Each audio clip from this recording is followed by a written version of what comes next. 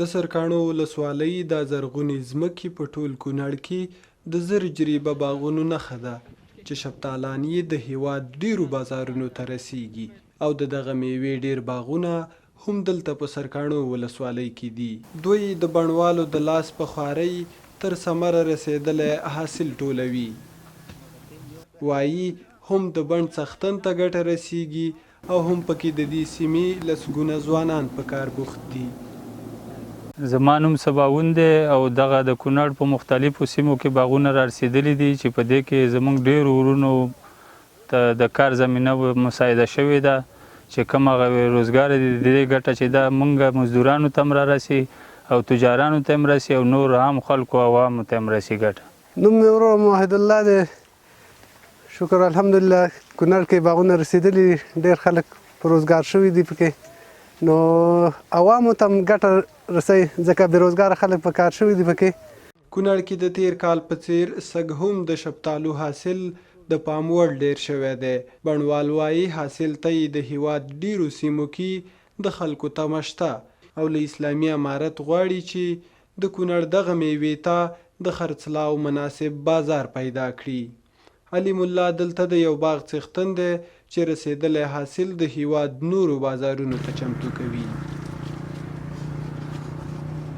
زما نوم علیم الله دی او د دې سرکاڼو باغ نه الحمدلله موږ راضي یو خوشحاله یو. حاصلات په نسبت ښه شوي دي او غوښتنه مو دولت نه دا ده چې موږ سره په دې خرڅلاو کې او د دې باغ په خرڅونو کې او د دې میوې په خرڅونو کې پوره همکاري وکړي. بازار موندنه کې زموږ سره پوره همکاري وکړي. د دې ولایت د کرنې رئیس مولوي حبیب الرحمن وایي دغه ولایت کې د شفتالانو 200 جریبه باغونه حاصل ته رسېدلي دي چې سږ کال له دغه باغونو څه باندې 1000 ټنه حاصل بڼوالو ته په لاس ورغلی. نوموړی وایي یاد ولایت کې سږ کال د خصوصي سکتور له لارې 100 جریبه نوي باغونه جوړ شوي دي. د هغه په خبره هڅې روانې دي چې د بڼوالو د حاصلاتو لپاره په کور دننه او بهر د خرڅلاو زمینه برابره کړي. او سږکال یې 100 جریبه باغونه په خصوصي سکتور سره نورم ایجاد شوي دي او آینده دپاره موږ نورم کوشش کوو چې نور باغونه هم ایجاد کړو.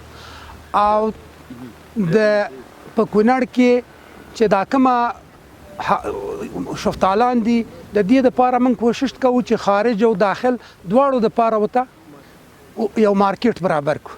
سرکاڼو ولسوالي چې د کونړ د باغدارۍ ډیره برخه پکې شته د دې سیمې ولسوال مولوي امین الله د اسلامي امارت له مشرانو غواړي چې په دغه ولسوالۍ کې شته دولتي ځمکې د باغدارۍ لپاره اجاره ورکړي تر څو د دې سیمې شته للمي ځمکې لکه د دې باغونو سمسوري شي.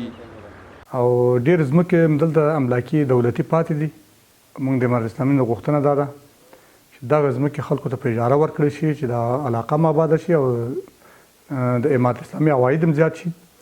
نو په دې خاطر باندې د امارت اسلامي د مشرانو غوښتنه دا ده چې دغه علاقې پاتې شړ ځمکې للمي ځمکې د خلکو ته په اجاره ورکړل شي. کونړ یو له هغو ولایتونو دی چې په تیرو 2 لسیزو کې پکې د باغدارۍ برخه یو څه پیاوړې شوي.